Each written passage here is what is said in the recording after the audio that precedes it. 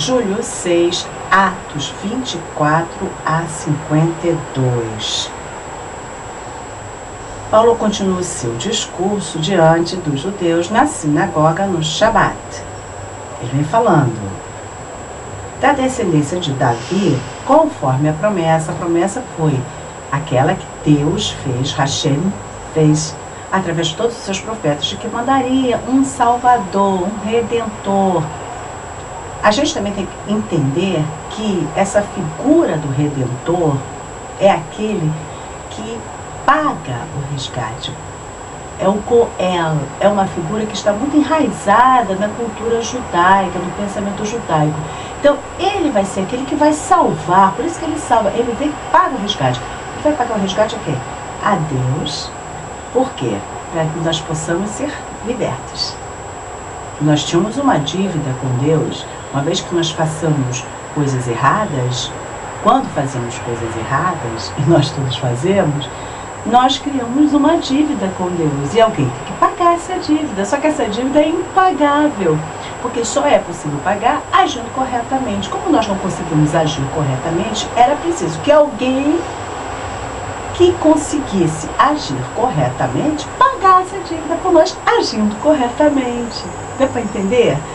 Então a figura do Goel é o Messias. O Messias é o Goel de todos. Um exemplo de Goel muito conhecido na Bíblia é o Boaz, quando resgata a Ruth, no livro de Ruth.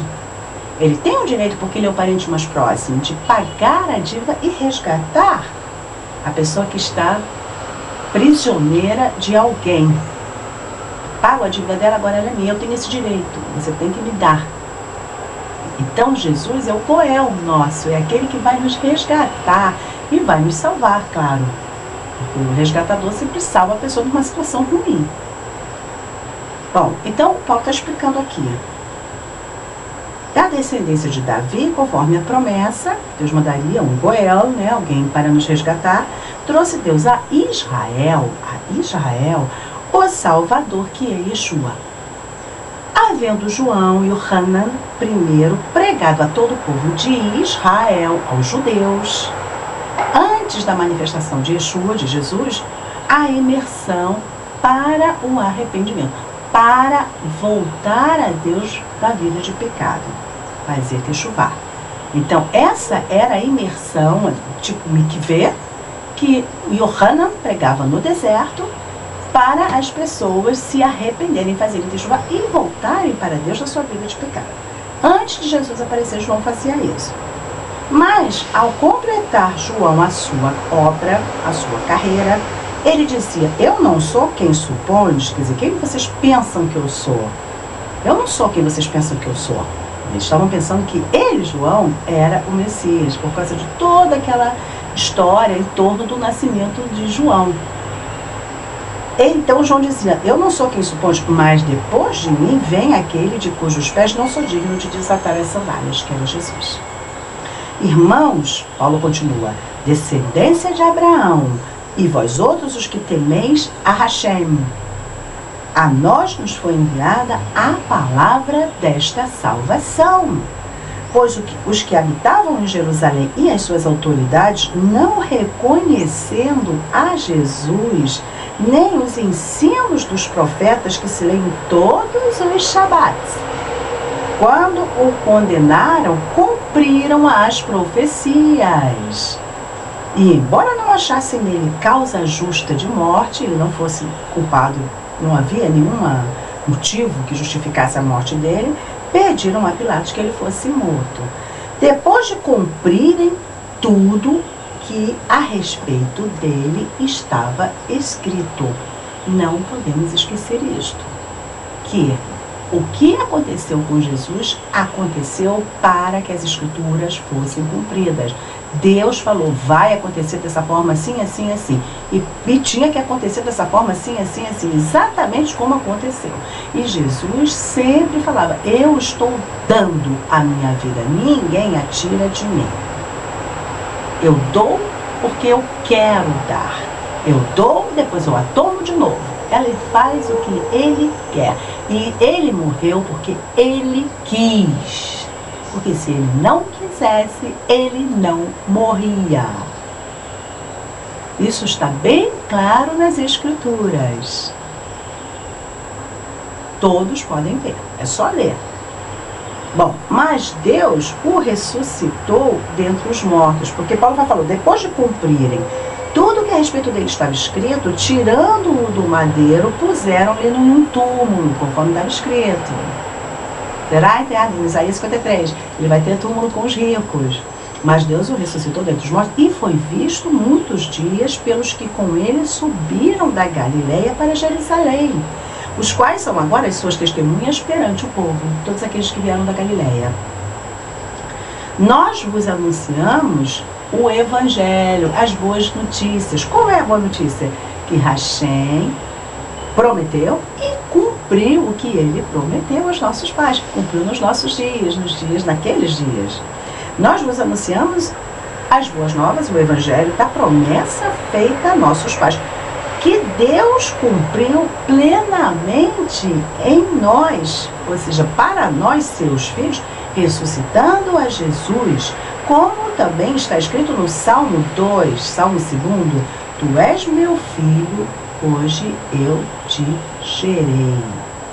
E que Deus o ressuscitou dentre os mortos para que nunca voltasse à corrupção, está escrito também no Salmo, cumprirei a vosso favor as santas e fiéis promessas feitas a Davi. Isso não está escrito no Salmo, está escrito em Isaías 55:3.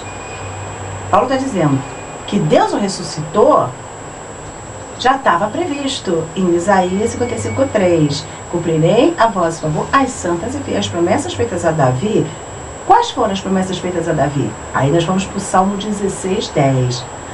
O que é dito em outro salmo: não permitirás que o teu santo veja corrupção. Corrupção, ou seja, o corpo ser comido pelos vermes. A morte. Davi falou isso e Isaías disse, vou cumprir tudo o que eu falei para Davi. Cumprirei a vosso favor as santas e fiéis promessas feitas a Davi. E a promessa foi essa, não permitirás que o teu santo veja corrupção. Porque, na verdade, tendo Davi servido a sua própria geração conforme o desígnio de Deus, e Paulo é pré-determinista, Deus determinou que Davi agisse daquela forma. O desígnio de Deus é determinação divina. Ele serviu conforme o desígnio de Deus e morreu. E foi para junto dos seus pais e viu corrupção. Portanto, aquilo não se referia a Davi. E Davi morreu e o túmulo dele está lá até hoje. Portanto, o que Davi disse não se referia a ele. Porém, aquele a quem Deus ressuscitou não viu corrupção. O corpo não se desfez. Tomai, pois, irmãos, conhecimento de que se vos anuncia perdão dos pecados por intermédio deste. E por meio dele, todo que crê é justificado de todas as coisas das quais vós não pudeste ser justificados pela Torá, pela lei de Moisés. O que é ser justificado? É ser considerado justo e limpo diante de Deus. A Torá diz, cumprireis todos os mandamentos pelos quais vivereis. Ora, para você viver, você tem que cumprir todos os mandamentos. Como isso não é possível, ninguém consegue cumprir todos os mandamentos, por isso que a Bíblia diz, não há um justo nenhum sequer, ninguém consegue cumprir todos. Então, como é que fica? Mas pela fé naquele que cumpriu, por quê? Porque era Deus. Por isso que ele conseguiu cumprir. Senão, o homem não conseguiria. Olha só como é que Paulo fala. Aquele a quem Deus ressuscitou não viu corrupção. Tomai, pois, irmãos, conhecimento de que se vos anuncia remissão de pecados, perdão de pecados, por intermédio deste, que não viu corrupção, que não teve morte como nós temos, que o corpo não desintegrou. Ele foi e voltou, ressuscitou. E por meio dele, que não viu corrupção, todo que crê, toda pessoa que crê nisso, é justificado de todas as coisas. Por quê? Porque vocês não podem ser justificados pela lei de Moisés. Não é possível. Porque para ser justificado pela Torá, pela lei de Moisés, tem que cumprir todos os mitzvot. E ninguém consegue cumprir todos os mitzvot. É impossível. Não há como fazer isso. Portanto, a única forma da gente ser justificado diante de Deus é crendo, acreditando na promessa dele, que foi cumprida em Yeshua HaMashiach, nesse Messias que ele mandou e que cumpriu por nós. Eu creio porque ele fez, não por mim. Eu chego na presença de Deus não por mim, porque eu não tenho condição de chegar diante de Deus, porque eu sou impura.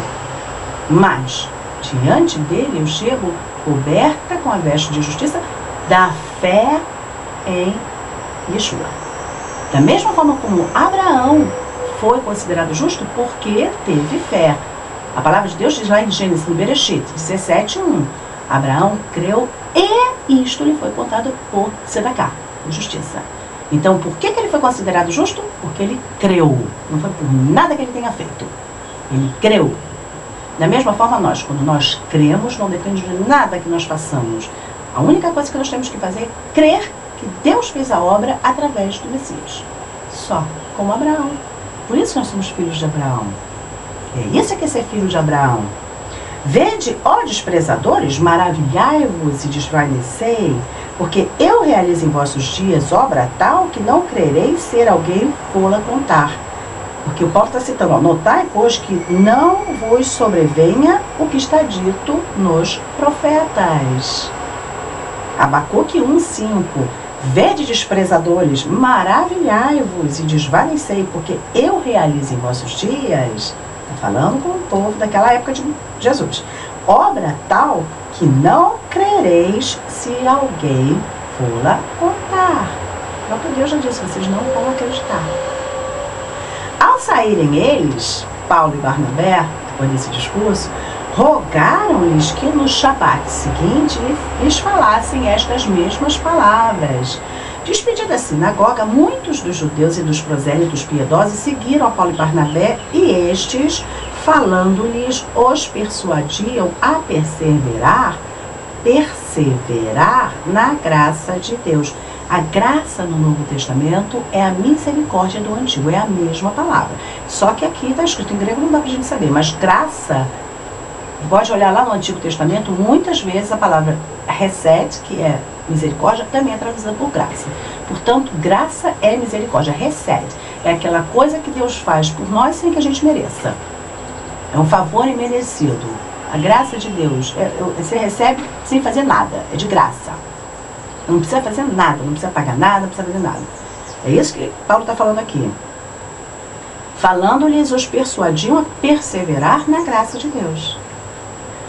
No Shabat seguinte, afluiu quase toda a cidade para ouvir a palavra. Mas os judeus, vendo as multidões, tomaram-se de inveja e, blasfemando, contradiziam o que Paulo falava. Então Paulo e Barnabé, falando ousadamente, disseram: cumpria que a vós outros, em primeiro lugar, fosse pregada a palavra de Deus. Mas, posto que a rejeitais e a vós mesmos vos julgais indignos da vida eterna, eis aí que nos volvemos para os gentios. Foi então que Paulo decidiu pregar aos não-judeus, aos goim, a nós. Por quê? Porque os judeus rejeitaram. Ele está sendo bem claro. Posto que a rejeitais e vós mesmos não vos considerais dignos da vida eterna, se vocês acham que vocês não são dignos da vida eterna, então vamos voltar para os goim, para os não-judeus. Então nos volvemos para os gentios, porque o Senhor assim nos determinou. Eu te constituí para a luz dos gentios, a fim de que sejas para a salvação até os confins da terra. Isso está em Isaías 49:6. Os judeus são luz dos gentios.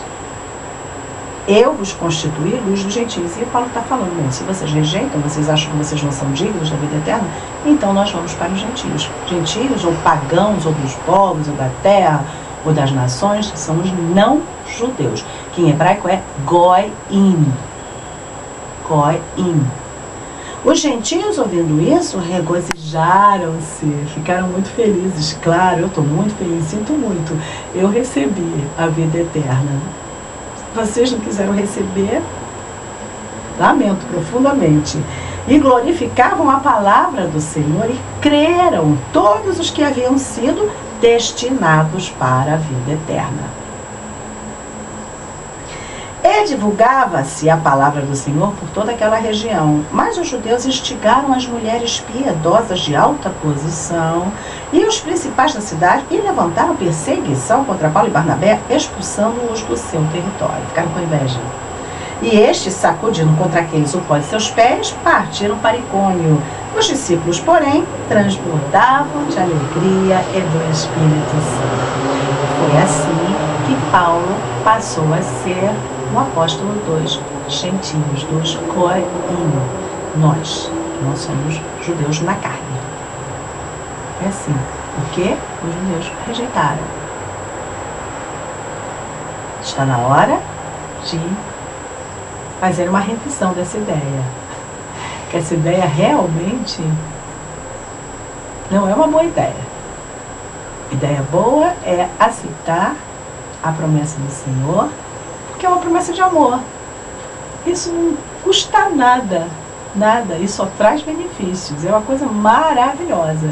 Eu dou o meu testemunho. Realmente não tem nada melhor no mundo, nada.